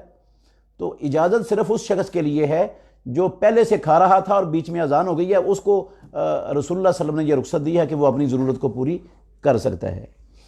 حمام سے فارغ ہونے کے بعد بھی قطرے آتے رہتے ہیں، ان کو صاف بھی کرتا ہوں لیکن پھر آ جاتے ہیں، اس کا حل بتا دیں۔ بھائی جان، آپ ہر نماز کے ٹائم اگر آپ کنٹرول نہیں کر سکتے، آپ کے بس میں نہیں ہے، تو ہر نماز کے ٹائم استنجا کر لیں، نیا وضو کر لیں اور آپ نماز پڑھ لیں، بے شک قطرے آتے رہیں، آپ کی نماز انشاءاللہ ہو جائے گی، کیونکہ لا یکلف اللہ نفسا الا وسعها، اور فاتقوا اللہ ما استطعتم، اللہ رب العالمین نے فرمایا ہے بندہ جو چیز انسان کے اپنے اختیار اور بس میں نہیں ہوتی، اللہ رب العالمین اس پر بندے کی پکڑ نہیں کرتا۔ آپ کو پریشان ہونے کی ضرورت نہیں ہے۔ نماز نہیں چھوڑنی کہ میرے قطرے گرتے رہتے ہیں میں نماز چھوڑ دوں، نماز نہیں چھوڑنی، نماز پڑھنی ہے، ہر نماز کے ٹائم وضو کر لیں اور آپ کی نماز ہو جائے گی، بے شک قطرے گرتے رہیں۔ ایک آدمی بوڑھا ہونے کی وجہ سے کاروبار نہیں کر سکتا تو کیا وہ بینک میں پیسے جمع کروا کے نفع حاصل کر سکتا ہے؟ نہیں بھئی، بالکل بھی نہیں کر سکتا۔ یہ بینک میں پیسے جمع کروا کے نفع لینا یہ خالصتاً سود ہے، اور سود اللہ اور اللہ کے رسول کے خلاف جنگ ہے۔ نہ یہ جوان کے لیے جائز ہے، نہ بوڑھے کے لیے جائز ہے، نہ بچے کے لیے جائز ہے، نہ عورت کے لیے جائز ہے، نہ بیوہ کے لیے جائز ہے، نہ بوڑھی کے لیے جائز ہے۔ اللہ اور اللہ کے رسول کے خلاف جنگ کرنا مسلمان کے لیے کیسے جائز اور حلال ہو سکتا ہے؟ کیسے اس کی اجازت مل سکتی ہے مسلمان کو کہ وہ اللہ اور اللہ کے رسول کے خلاف جنگ لڑے؟ اور یہ رسول اللہ صلی اللہ علیہ وسلم نے فرمایا ان 7 گناہوں میں سے ایک ہے سود، جو بندے کی دنیا اور آخرت دونوں جہانوں کو برباد کر دینے والے ہیں۔ السبع الموبقات، ان میں سے ایک سود بھی ہے، تو یہ بالکل بھی یہ حلال نہیں ہے۔ ایسا بندہ کسی امین آدمی کو دے دے کاروبار کے لیے، ٹھیک ہے، یا وہ ان پیسوں کو استعمال کرے اپنی ذات کے لیے، جب ختم ہو جائیں گے تو اللہ نے جو اس کو روزی اس کے مقدر میں لکھی ہے نا، اس کے اسباب بھی اللہ نے پیدا کر دینے ہیں، وسائل بھی پیدا کر دینے ہیں۔ کچھ اللہ پر بھی ایمان ہونا چاہیے بندے کا۔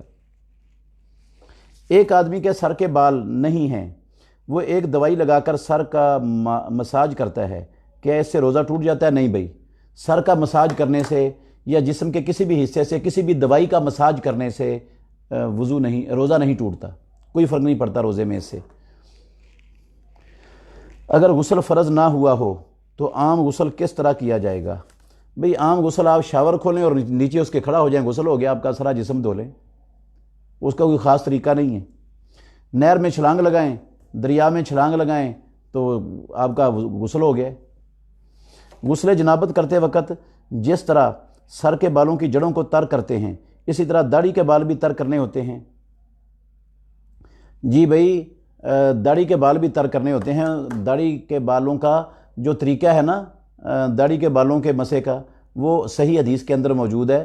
رسول مکرم صلی اللہ علیہ وسلم نے اپنے ہاتھ سے ایک چلو پانی کا لیا اور اس کو اپنی تھوڑی کے نیچے اس طرح چلو بھر کر اس طرح کر دیا، اور پھر اپنے داڑھی کے بالوں کے اندر ہاتھ اپنی انگلیاں پھیر دی، یہ خلال ہو گئے، بس اتنا کافی ہے۔ ہر بال کی جڑ کو تر کرنا داڑھی کے یہ ضروری نہیں ہے۔ اگر غسل فرض نہ ہوا ہو تو یہ تو ہو گیا۔ امام ننگے سر جماعت کروا سکتا ہے؟ تراویح موبائل سے دیکھ کر پڑھ سکتے ہیں؟ بھئی ننگے سر رہنا یہ کوئی اچھی عادت نہیں ہے محترم بھائیوں۔ رسول مکرم صلی اللہ علیہ وسلم وہ ہمیشہ سر ڈھانپ کے رکھتے تھے، اور ہم یہ ہمیشہ سنتے ہیں خیر الہدی ہدی محمد صلی اللہ علیہ وسلم، سب طریقوں سے بہتر طریقہ محمد الرسول اللہ صلی اللہ علیہ وسلم کا ہے۔ تو جب اللہ کے نبی کا طریقہ سب سے بہتر ہے، پیارے پیغمبر سر ڈھانپ کے رکھتے تھے، تو ہمیں سر ڈھانپ کے رکھنا چاہیے۔ گھر میں بھی، مارکیٹ میں بھی، بازار میں بھی، دفتر میں بھی، مسجد میں بھی، ہر جگہ پر سر کے اوپر کوئی نہ کوئی چیز ہونی چاہیے۔ اور کبھی کبھار اگر کسی عذر کی وجہ سے ننگا ہو جاتا ہے تو ننگے سر نماز امام کی بھی ہو جاتی ہے، مقتدی کی بھی ہو جاتی ہے۔ عورت کی نماز ننگے سر نہیں ہوتی، کیونکہ محمد الرسول اللہ صلی اللہ علیہ وسلم نے فرمایا لا تقبل صلاۃ حائض الا بخمار۔ ابو داؤد اور ترمذی میں حدیث ہے کہ بالغ عورت کی نماز سر ڈھانپے بغیر قبول ہوتی ہی نہیں۔ تو اس کا مطلب ہے مرد کی ہو جاتی ہے، لیکن یہ عادت بنانا ننگے سر نماز پڑھنے والی یہ اچھی عادت نہیں ہے، یہ طریقہ نہیں ہے محمد الرسول اللہ کا، نہ طریقہ خلفائے راشدین کا ہے، اور نہ ہی طریقہ ہے یہ صحابہ کا۔ اس ننگے سر رہنے کی عادت ہمیں بدلنی چاہیے۔ تراویح موبائل سے دیکھ کر پڑھ سکتے ہیں؟ جی ہاں بھائی، موبائل سے دیکھ کر بھی پڑھ سکتے ہیں اور مصحف سے دیکھ کر بھی پڑھ سکتے ہیں، دونوں طرح پڑھنا ٹھیک ہے۔ جسم پر چوٹ لگی ہو اور غسل واجب ہو جائے تو کیا کیا جائے؟ بھائی اگر آپ کو ڈاکٹر نے پانی استعمال کرنے سے منع کیا ہے تو تیمم کر لیں۔ تو تیمم وہ جس طرح وضو کا تیمم ہوتا ہے، اسی طرح فرضی غسل کی جگہ پر بھی تیمم کفایت کر جاتا ہے، اور تیمم کا طریقہ صرف اتنا ہے، اس طرح اپنے دونوں ہاتھ پاک جگہ پر پاک مٹی پر اس طرح ماریں، اس کے بعد دونوں ہاتھ اٹھا کر ایسے کر لیں اور ان میں پھونک ماریں، پھر اپنے دونوں ہاتھوں کو اپنے چہرے پر ایسے پھیر دیں، اور یہ الٹا ہاتھ سیدھے ہاتھ پر اور سیدھا ہاتھ الٹے ہاتھ پر، بس یہ ہے فرضی غسل کا بھی تیمم اور وضو کا بھی تیمم، یہی ہے۔ صحیح بخاری میں یہی طریقہ رسول اللہ صلی اللہ علیہ وسلم کا موجود ہے۔ یہ کونیوں تک ہاتھ پھیرنے والا جو ہے نا، اور سر کے مسے والا یا اور کوئی چیز، یہ پیارے پیغمبر محمد الرسول اللہ صلی اللہ علیہ وسلم سے صحیح سند سے کوئی چیز ثابت نہیں ہے اس کے علاوہ۔ تو اگر وہ نہا سکتا ہے، منع نہیں کیا ڈاکٹر نے پانی سے، تو جو جگہ جس کو پانی سے بچانا ہے وہاں پر شاپر وغیرہ کوئی چیز لپیٹ کر باقی غسل کر لے، یہ بھی ہو سکتا ہے۔ یا اس حصے کو الگ رکھ سکتا ہے، خشک رکھ سکتا ہے تو خشک رکھ لے، باقی کر لے غسل، انشاءاللہ اس کا اس طرح بھی غسل ہو جائے گا۔ کیا زکوٰۃ سگے بھائی یا بیٹے کو دی جا سکتی ہے، اور کیا زکوٰۃ دینے والے کو بتانا ضروری ہے؟ بھئی زکوٰۃ سگے بھائی کو تو دی جا سکتی ہے، بہن کو بھی دی جا سکتی ہے، البتہ اولاد میں سے کسی بیٹے کو یا کسی بیٹی کو زکوٰۃ نہیں دی جا سکتی۔ نہ اولاد اپنے ماں باپ میں سے کسی کو زکوٰۃ دے سکتے ہیں، اور نہ ہی خاوند اپنی بیوی کو زکوٰۃ دے سکتا ہے۔ بیوی دے سکتی ہے خاوند کو، لیکن خاوند بیوی کو اپنی زکوٰۃ نہیں دے سکتا۔ اولاد ماں باپ کو نہیں دے سکتی، ماں باپ اولاد کو نہیں دے سکتے، اور خاوند اپنی بیوی کو نہیں دے سکتا۔ باقی ہر رشتہ دار اپنے رشتہ دار کو زکوٰۃ دے سکتا ہے اگر وہ فقراء یا مساکین کے زمرے میں آتے ہوں۔ تو جس کو زکوٰۃ دی جائے اس کو بتانے کا کوئی مسئلہ نہیں ہے اسلام میں، بس زکوٰۃ دینے والے کی دل کا ارادہ اور نیت یہ کافی ہے۔ وہ اس نیت سے پیسے دے رہا ہے کہ یہ زکوٰۃ ہے، اور نیتیں دل کے اندر جو ہے وہ اللہ رب العالمین جانتا ہے، رب کو پتہ ہے۔ زبان سے کہنے کی بھی ضرورت نہیں ہے کہ یہ زکوٰۃ کے پیسے ہیں، نہ اس کو بتانے کی ضرورت ہے۔ آپ جو مستحق ہے اس کے ہاتھ میں چیز تھما دیں، اس کو کہو لو بھائی جان یہ اپنی ضرورتیں پوری کر لو، بس آپ کی زکوٰۃ ادا ہو گئی ہے نیت کے ساتھ۔ یہ بتانے سے بعض ایسے سفید پوش مساکین ہوتے ہیں، وہ ان کی عزت نفس مجروح ہوتی ہے یہ بتانے سے کہ ہم آپ کو زکوٰۃ کے ساتھ آپ کی مدد کر رہے ہیں۔ تو اسلام کسی کی عزت نفس مجروح کرنے کی ہرگز اجازت نہیں دیتا ہے اپنے ماننے والوں کو۔ بجلی چوری کرنا کیسا ہے؟ حکومت عوام سے ٹیکس لیتی ہے تو اس کے بدلے میں بجلی چوری کر سکتے ہیں؟ نہیں بھائی، یہ چوری کرنا حرام ہے۔ بجلی چوری کرنا، گیس چوری کرنا، کوئی بھی گورنمنٹ کی چیز چوری کرنا حرام ہے۔ اس لیے حرام ہے کہ چوری چوری ہے۔ اگر حکومت ٹیکس لے کر زیادتی کرتی ہے، ظلم کرتی ہے، تو وہ اللہ کے ہاں جواب دہ ہوگی۔ اس کے ظلم کے بدلے میں ہمیں چوری کرنے کی اجازت اسلام نے نہیں دی۔ ان کے ظلم پر صبر کرنے کا حکم ہے، ان کے ظلم کے بدلے میں چوری کرنے کی اجازت نہیں ہے۔ ویسے بھی آپ اگر غور کریں گے، یاد رکھیں، تو یہ چوری گورنمنٹ کی نہیں ہوتی، یہ چوری دوسری عوام الناس کی ہوتی ہے، کیونکہ گورنمنٹ کے کھاتے سے جتنی بجلی نکلتی ہے نا، وہ اس کے سارے پیسے وصول کرتی ہے گورنمنٹ۔ وہ آپ نے تو چوری کر لی ہے، اور آپ کی چوری کے پیسے میں بھر رہا ہوں، کوئی دوسرا بھر رہا ہے، کوئی تیسرا بھر رہا ہے، تو یہ آپ نے کس کی چوری کی؟ گورنمنٹ کی تو ہوئی نہیں، یہ تو لوگوں کی چوری کر رہے ہیں آپ۔ وہ گورنمنٹ تو پیسے سارے لوگوں سے وصول کر رہی ہے اس بجلی کی، جو بجلی اس نے لوگوں کو دے دی ہے۔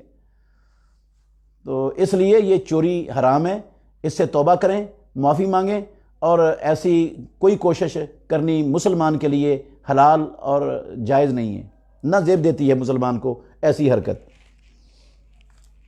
زمین ٹھیکے پر دینا کیسا ہے اور مکان کرائے پر دینا؟ بھئی زمین ٹھیکے پر دینا اس صورت میں جائز ہے کہ آپ فی ایکڑ کے حساب سے ٹھیکہ طے کر لیں، تو یہ ٹھیک ہے۔ اور اگر آپ اس طرح ٹھیکے پر دیں کہ یہ زمین ہے میری، فلاں فلاں ایکڑ کی پیداوار میری ہوگی اور فلاں فلاں کی تیری ہوگی، اس طرح ٹھیکے پر دیں تو یہ حرام ہے۔ یا ایک صورت یہ بھی حرام کی ہے ٹھیکے پر دینے کی کہ آپ کہیں بھئی یہ زمین میں آپ کو ٹھیکے پر دیتا ہوں، اتنی پیداوار، اتنے من پیداوار میری ہے، باقی تیری ہے، یہ بھی حرام ہے، یہ صورتیں بھی حرام ہیں۔ یا بندہ یہ کہے کہ یہ کھالے کے ساتھ ساتھ جو پیداوار ہوگی یہ میری ہے، باقی تیری ہے، یہ بھی حرام ہے۔ صرف سونے چاندی کے بدلے میں زمین کو ٹھیکے پر دینا، روپے پیسوں کے بدلے میں، یہ حلال ہے۔ صحیح بخاری میں کتاب المساقات والمزارعہ، اس کے اندر امام بخاری رحمۃ اللہ علیہ نے باب باندھا ہے، باب قراء الارض بالذهب والفضة، سونے اور چاندی کے بدلے میں زمین کو ٹھیکے پر دینے کا باب۔ اس میں رافع بن خدیج رضی اللہ عنہ کی حدیث لائے ہیں، وہ کہتے ہیں ہم رسول اللہ صلی اللہ علیہ وسلم کے زمانے میں زمین کو سونے اور چاندی کے بدلے میں ٹھیکے پر دیتے تھے۔ تو یہ اس طرح متعینہ پیسوں کے بدلے میں ٹھیکے پر دینا ٹھیک ہے، اور جو حرام صورتیں ہیں ٹھیکے کی وہ بھی میں نے آپ کو وضاحت سے بیان کر دی ہیں۔ چاندی کا کڑا بازو میں پہننا کیسا ہے؟ بھئی گنجائش تو ہے، حرج کوئی نہیں ہے، پہنا جا سکتا ہے۔ رسول اللہ صلی اللہ علیہ وسلم نے فرمایا وَأَمَّا الْفِضَّةَ فَلْعَبُوا بِهَا، رہی چاندی، مسلمان مردوں کے لیے سونا تو حرام ہے، البتہ چاندی فَلْعَبُوا بِهَا، تم اس چاندی کے ساتھ جیسے کھیلنا چاہتے ہو کھیلو، مطلب ہے اس کو جیسے چاہو استعمال کرو۔ تو آپ کڑا بنا کر چاندی کا پہننا چاہیں تو پہن سکتے ہیں، گنجائش ہے اس کی، لیکن وہ عورتوں کی مشابت والا نہیں بنانا چاہیے جس سے عورتوں کی مشابت ہو۔ نماز میں دنیاوی خیالات آتے ہیں تو کیا نماز ہو جائے گی؟ بھئی نماز ہوگی یا نہیں ہوگی یہ تو اللہ رب العالمین جانتے ہیں، اس کا علم صرف اللہ رب العالمین کو ہے، کسی بندے کو پتہ نہیں ہوتا کہ میری نماز ہوئی ہے یا نہیں ہوئی، کیونکہ قبول اللہ نے کرنی ہے اور رد بھی اللہ رب العالمین نے کرنی ہے۔ باقی خیالات جس کو آتے ہیں نماز میں، حضرت عثمان بن ابی العاص رضی اللہ عنہ، سنن ابو داود میں حدیث ہے یہ، وہ رسول اللہ صلی اللہ علیہ وسلم کے پاس آئے، کہنے لگے اللہ کے نبی نماز میں بھول جاتا ہوں، خیال ادھر ادھر چلا جاتا ہے، پتہ نہیں رہتا کتنی رکعتیں ہوئی ہیں، کیا پڑھا ہے۔ تو رسول اللہ صلی اللہ علیہ وسلم نے فرمایا یہ شیطان کی طرف سے ہے، جس کو خنزب کہتے ہیں، اس شیطان کا نام ہے خنزب۔ جب تو محسوس کرے کہ شیطان تیرے پاس آ گیا ہے، تیرا خیال بکھرنا شروع ہوا ہے، فتعوذ باللہ، تو اعوذ باللہ من الشیطان الرجیم پڑھ، وتفل علی یسارک ثلاثا، اور اپنے بائیں کندھے پر 3 مرتبہ تھوک دے، اس طرح کر۔ اس طرح کرنے سے عثمان بن ابی العاص کہتے ہیں ففعلتہ، میں نے اللہ کے نبی کے فرمان کے بعد ایسا عمل کیا، فاذهبہ اللہ عنی، اللہ نے شیطان کو مجھ سے دفع کر دیا، پھر وہ میری نماز میں آگے خلل نہیں ڈالتا تھا، خیال ادھر ادھر نہیں بھٹکتے تھے، میں نہیں بھولتا تھا۔ تو آپ بھی یہ عمل کریں انشاءاللہ الرحمن، یہ مجرب نسخہ ہے، امام الانبیاء کا فرمان ہے، غلط نہیں ہو سکتا، شیطان انشاءاللہ دفع ہو جائے گا۔ سورج یا چاند گرہن کے دوران حاملہ عورت کے لیے کیا حکم ہے؟ بھئی یہ توہم پرستی ہے جو عام خیالات لوگوں کے اندر چلتے ہیں کہ وہ بیٹھے نہیں، لیٹے نہیں، وہ کوئی لوہے والی چیز ہاتھ میں نہ پکڑے، یہ سب توہم پرستی ہے۔ کتاب اللہ میں اور سنت رسول اللہ میں ایسی کسی چیز کا کہیں نام و نشان بھی نہیں ہے، نہ صحابہ کی زندگیوں میں ہے کہیں اس کا نام و نشان۔ یہ توہم پرست لوگوں نے اپنے گھر سے یہ چیزیں ایجاد کی ہوئی ہیں، بنائی ہوئی ہیں۔ حاملہ عورت کو چاند گرہن یا سورج گرہن کے ساتھ جیسی بھی ہو، جہاں بھی ہو، جیسے بھی رہے، کوئی فرق نہیں پڑتا، کوئی چیز اس سورج گرہن کی وجہ سے یا چاند گرہن کی وجہ سے اس پر مسلط نہیں ہوتی۔ قنوت وتر رکوع سے پہلے پڑھنی چاہیے یا بعد میں نے شروع میں بھی اس کا جواب دیا ہے کہ رکوع سے پہلے پڑھنی چاہیے اور ہاتھ اٹھانے کے بغیر پڑھنی چاہیے۔ اگر آپ تفصیل جاننا چاہتے ہیں تو شروع میں دوسرے سوال میں اس کا جواب تفصیل سے دیا ہے، وہ وہاں سے سن لیں، انشاءاللہ آپ کو بڑا نفع ہوگا۔ درہم و دینار میں کیا فرق ہے؟ بھئی درہم چاندی کے ہوتے تھے بھائی جان، اور دینار ہوتے تھے سونے کے، یہ فرق ہے۔ درہم چاندی کا ہوتا تھا اور دینار سونے کا ہوتا تھا، یہ فرق ہے۔ دوران ڈیوٹی صرف فرض نماز پڑھ سکتا ہوں، نفل نہیں پڑھ سکتا، اس کے بارے میں وضاحت فرما دیں۔ بھئی اگر آپ فرض پڑھ لیں مکمل تو انشاءاللہ آپ کی نجات کے لیے کافی ہو جائے گا۔ باقی اگر سنتیں رہ جائیں ڈیوٹی کی وجہ سے تو آپ گناہگار اور مجرم انشاءاللہ نہیں ہوں گے، مجرم اور گناہگار نہیں ہوں گے، صرف ان سنتوں کا جو اجر و ثواب اور جو فوائد حاصل ہونے تھے ان سے محروم ہوں گے، باقی گناہگار نہیں ہیں، مجرم نہیں ہیں۔ نماز آپ کی فرض ادا کرنے سے انشاءاللہ پوری ہو جائے گی۔ کیا نہانے سے وضو ہو جاتا ہے؟ بھئی صرف نہانے سے وضو نہیں ہوتا، وضو جس طرح وضو کا طریقہ ہے اس طرح کرنے سے ہی ہوتا ہے۔ آپ شاور کے نیچے کھڑے ہو جائیں اور سارا جسم کے اوپر سے پانی گزار لیں اور سمجھے وضو ہو گیا ہے تو ایسے وضو نہیں ہوتا۔ جو بندہ جلدی جلدی نماز پڑھے تو کیا اس کی نماز ہو جائے گی؟ بھئی اتنی تیزی سے نماز پڑھے، نہ رکوع میں اطمینان، نہ رکوع کے بعد قومے میں اطمینان، نہ سجدے میں اطمینان، نہ دو سجدوں کے درمیان اطمینان، تو اگر اس طرح تیز نماز پڑھتا ہے تو اس کی نماز نہیں ہوتی۔ صحیح بخاری میں، ابو داؤد میں، سیاہ ستہ کی ساری کتابوں میں حدیث ہے، مسیء الصلاۃ حدیث اور مسیء الصلاۃ کے نام سے مشہور ہے۔ ایک بندے نے جلدی جلدی نماز پڑھی اور آ کر رسول اللہ صلی اللہ علیہ وسلم کو کہتا ہے السلام علیکہ یا رسول اللہ، آپ نے فرمایا ارجع فصلی فإنک لم تصلی، جا کے نماز پڑھ، تو نے نماز نہیں پڑھی۔ 2-3 مرتبہ ایسا ہوا، اس نے کہا اللہ کے نبی مجھے ایسی آتی ہے، تو پھر رسول اللہ صلی اللہ علیہ وسلم نے اس کو سکھایا کہ جب تو رکوع جا تو اطمینان سے رکوع کر، جب رکوع سے کھڑا ہو اطمینان سے سیدھا کھڑا ہو جا، جب سجدے جا تو اطمینان سے سجدہ کر، جب سجدے سے اٹھے تو اطمینان سے سجدے سے بیٹھ جا۔ یہ اللہ کے نبی نے سکھایا اس کو۔ اس کا مطلب ہے جو اطمینان، اعتدال ان ارکان میں نہیں کرتا اس کی نماز نہیں ہوتی۔ رسول اللہ صلی اللہ علیہ وسلم نے فرمایا تو نے نماز پڑھی نہیں۔ سود اور جوئے کا کیا حکم ہے؟ کیا ان کی عبادت قبول ہو جاتی ہے؟ بھئی سود اور جوئے کو اللہ نے حرام کیا ہے قرآن مجید میں، رسول اللہ صلی اللہ علیہ وسلم نے بھی حرام کیا ہے۔ یہ کبیرے گناہ ہیں دونوں، سود بھی اور جوا بھی۔ تو باقی حرام کھانے والا، اس کی نماز قبول ہوتی ہے یا نہیں یہ تو اللہ کو پتہ ہے۔ حرام کھانے والے کی دعا تو قبول نہیں ہوتی۔ تو بظاہر یہی لگتا ہے کہ دعا بھی عبادت ہے، جب وہ قبول نہیں ہوتی حرام کھانے والے کی، تو حرام سے جو ہڈیاں بنی ہیں، حرام کھا کر جو گوشت چڑھا ہے، حرام کمائی سے جو سود اور جوئے کے پیسوں سے لباس پہنا ہے، اس سے وہ نماز کی عبادت کیسے قبول ہو جائے گی؟ مشکل لگتا ہے یہ۔ نماز تراویح پڑھنا ضروری ہے کیا؟ نہیں بھائی، نماز تراویح پڑھنا ضروری نہیں ہے، پڑھ لیں گے تو ثواب ملے گا، نہیں پڑھیں گے تو روزے میں کوئی فرق نہیں پڑتا۔ روزہ آپ کا ٹھیک ہے، روزہ الگ عبادت ہے اور یہ تراویح الگ عبادت ہے۔ روزے کی بھی بڑی فضیلت ہے اور تراویح کی بھی بڑی فضیلت ہے۔ تو اگر آپ تراویح کی نماز کا اہتمام کر لیں 29 یا 30 دن رمضان کے، تو انشاءاللہ آپ کے پچھلے گناہ اللہ معاف کر دیں گے۔ فوائد بہت زیادہ ہیں۔ انشورنس کروانا کیسا ہے؟ بے انشورنس سود جوئے کا مرکب ہے۔ اسلام میں سود بھی حرام ہے، جوا بھی حرام ہے، اور انشورنس میں اور بھی کئی خرابیاں ہیں۔ 7 خرابیاں ہیں بڑی بڑی، جن میں سے ایک خرابی انشورنس کے اندر آ جائے تو وہ حرام ہو جاتی ہے۔ تو اس کے اندر 7 کی 7 موجود ہیں۔ اگر آپ نے یہ 7 خرابیاں جاننی ہیں تو ایک چھوٹا سا رسالہ ہے مولانا عطا اللہ حنیف بجیانی رحمۃ اللہ علیہ کا، انشورنس کی شرعی حیثیت کے نام سے، دارالدعوہ سلفیہ شیش محل روڈ سے وہ چھپا ہوا ہے، مل جاتا ہے عام مارکیٹ سے۔ اس میں اپنا ڈاکٹر ابو زہرہ مصر کے ہیں، ان کا بھی ایک چھوٹا سا مضمون ہے، مولانا ثناء اللہ امرسری ان کا بھی ایک چھوٹا سا مضمون ہے، اور یہ مولانا عطا اللہ حنیف بجیانی کا بھی ہے۔ تو یہ بڑا ہی مفید رسالہ ہے انشورنس کی شرعی حیثیت، تو یہ آپ لے لیں، پڑھ لیں، انشاءاللہ بڑا فائدہ ہوگا اس سے۔ میرے خامند نے کہا ہے کہ اگر اپنے دودیال گئی تو میری طرف سے 3 طلاقیں ہیں، میں 7 سال سے ادھر نہیں گئی، تو اپنے اسی رشتہ کو بچانے کے لیے اس بارے میں کیا حکم ہے؟ بھئی آپ کا خامند جس طرح اس نے یہ معلق کیا ہے کہ وہ آپ ادھر گئی تو آپ کو طلاق ہے، وہ یہ لفظ واپس بھی لے سکتا ہے۔ وہ آپ کو کہہ دے کہ اب تو چلی جا، طلاق نہیں ہوگی، تو یہ بات ختم ہو جائے گی۔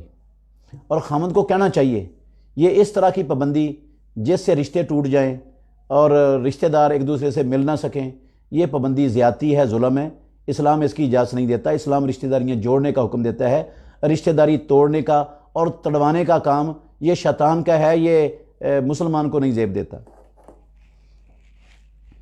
نماز کے بعد اجتماعی دعا کروانا کیسا ہے؟ بھئی نماز کے بعد دعا تو کر سکتے ہیں، دعا کرنا تو عبادت ہے، دعا کرنے سے اللہ رب العالمین خوش ہوتا ہے، دعا نہ کرنے والے پر رب ناراض ہوتا ہے، اور فرضی نماز کے بعد دعا کی قبولیت کے اوقات میں سے خاص وقت بھی ہے، لیکن اجتماعی دعا کروانا رسول اللہ کا اور صحابہ کا طریقہ نہیں ہے۔ اپنی اپنی ہر بندے کو دعا کرنی چاہیے، ہاتھ اٹھا کر بھی کر سکتے ہیں، ہاتھ اٹھانے کے بغیر بھی کر سکتے ہیں، لیکن اجتماعی دعا امام دعا پڑھے اور پیچھے والے آمین آمین کہیں، یہ طریقہ اللہ کے نبی کا بھی نہیں، خلفائے راشدین میں سے کسی خلیفہ راشد سے بھی ثابت نہیں، اور صحابہ میں سے کسی صحابی سے بھی ثابت نہیں۔ ہر بندے کو اپنی اپنی دعا کرنی چاہیے۔ اللہ تعالی ہم سب کو سمجھنے کی، عمل کرنے کی توفیق عطا فرمائے۔ میں تمام بھائیوں کا مشکور ہوں جنہوں نے اپنا قیمتی وقت دیا، دین سیکھنے کے لیے سوالات کیے۔ اللہ تعالی ہم سب کا سننا سنانا قبول فرمائے، اور جن بھائیوں نے اس پروگرام میں حصہ لیا ہے اللہ ان کو جزائے خیر دے اور ان کے درجات کی بلندی کا باعث اس عمل کو بنا دے، اور اسلام اللہ رب العالمین اپنے بندوں میں سے ہر بندے تک صحیح خالص سچا اور سچا اسلام پہنچانے کی ہم سب کو اللہ رب العالمین توفیق عطا فرمائے۔ آخر دعوانا ان الحمدللہ رب العالمین۔